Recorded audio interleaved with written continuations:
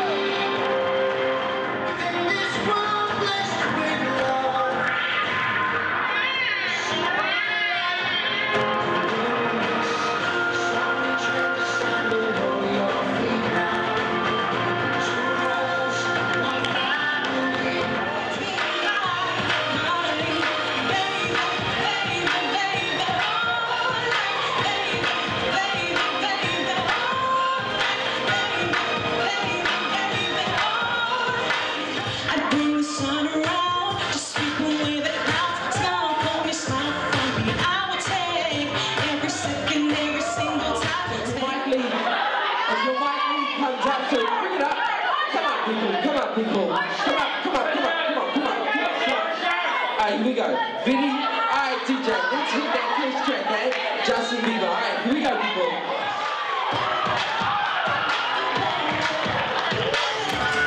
Honey, looking wonderful, fly, so fly. Running like a supermodel, my, oh my. You are like so slow, baby. I haven't seen you in a long time.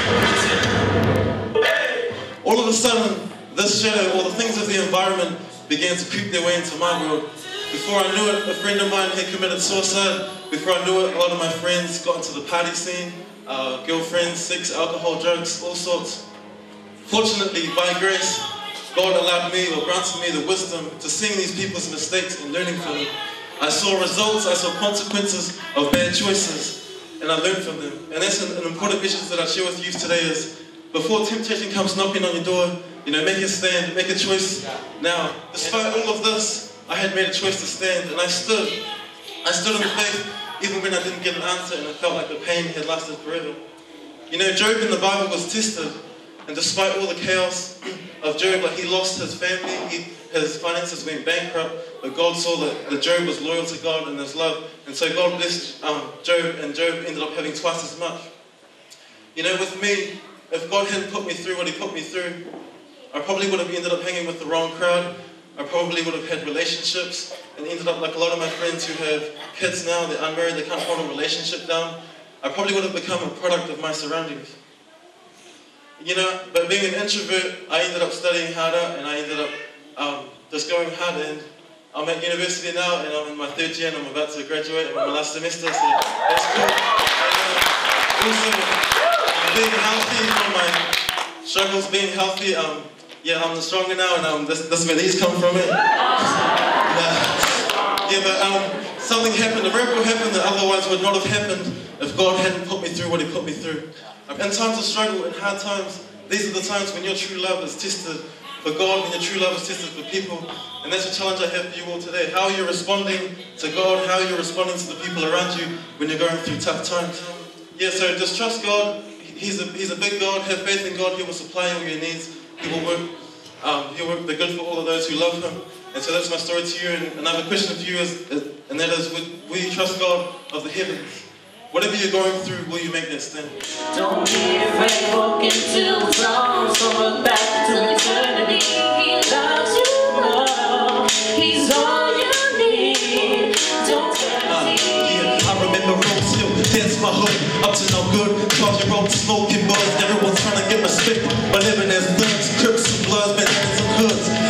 big dreams, got no role models to look up to. So talented men don't even know their own potential. Young lady. Heaven, hear me now. I'm lost without a cause. After giving it my all, winter storms have come. First of all, I'd like to introduce you to my beautiful daughter, Bob. Her name's actually Kelsey, but ever since she was about 2.5, we've named her Bob. Then it was just after Christmas, December the 28th, the neighbours were looking for a babysitter. I said, I'll go. So over I went and I met Rob and Erin. And I was sitting there talking to Rob, and for some reason, I just started pouring out everything that had happened to me. Rob told me, you know, they go to this church, Crossroads. Okay. I said to him, you know, I feel like I'm on a journey, and I know that that's what I'm looking for and that's where I'm supposed to be going. So I came along to Crossroads with them one day, and from the moment I walked in the door, I knew this is what I was looking for. I have met the most wonderful, supportive, caring people that I've ever met in my whole life, and it has been just perfect for me. And every day I learn more about the Lord. I learn how wonderful He is, how loving He is. You know, I didn't go searching for Him, He came looking for me. So if you think, you know, there's something that I'm looking for, listen to yourself, and if you think it's something to do with the Lord or God, trust it is, and He'll get you. He got me. I sing because I'm happy. I sing because I'm free.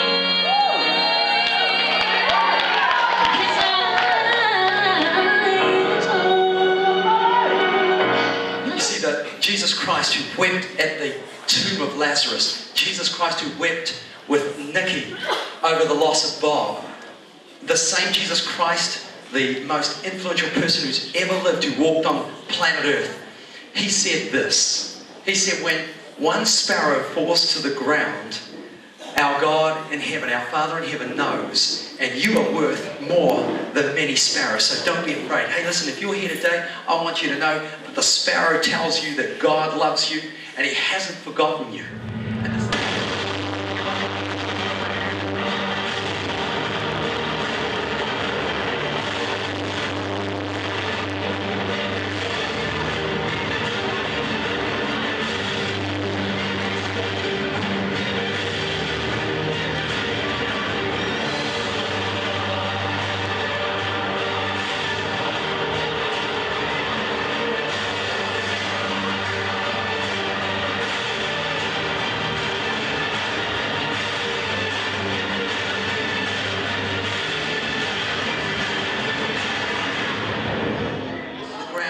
There at Golgotha, suspended between earth and heaven, between sin and righteousness, between death and life, between injustice and justice, and between brokenheartedness and wholeness, and slavery and addiction and freedom, Jesus Christ, the God-man, died for you and me.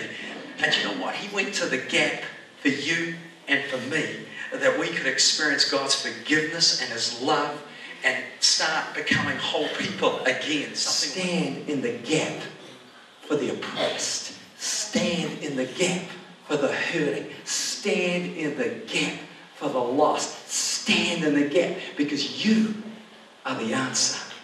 Jesus in you is the answer. stand up for love, for love.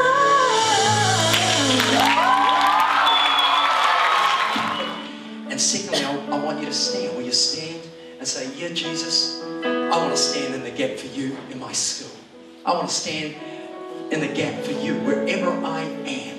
And I'll tell you what, our world will be a better